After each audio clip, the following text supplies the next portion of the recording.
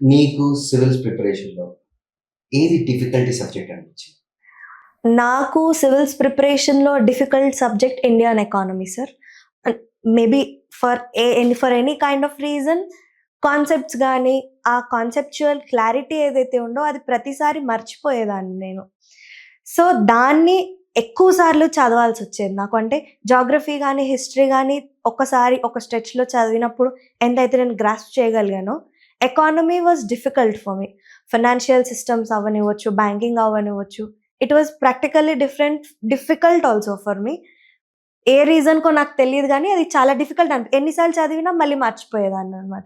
So, different books ఇవ్వడము, different sources నుంచి gather చేసుకోవడం, ఎక్కువ టైం దాని పైన స్పెండ్ చేయడం వల్ల నాకు ఎకానమీ పైన గూడా మంచి గ్రిప్పొచ్చింది సార్ తర్వాత. అదే డిఫికల్ట్ అనిపిచ్చింది ముందుగా.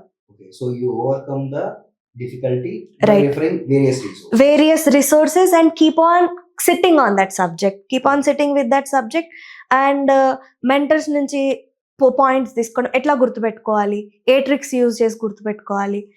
ఎక్కువ గుర్తుండాలి, ఎక్కువ మనకి అది ఉండాలి అనంటే ఏం చేయాలి? ఈ సబ్జెక్ట్ స్పెసిఫిక్‌లో అన్నది ఫాలో అయ్యాను కాబట్టి ఇట్ వాస్ పాసిబుల్.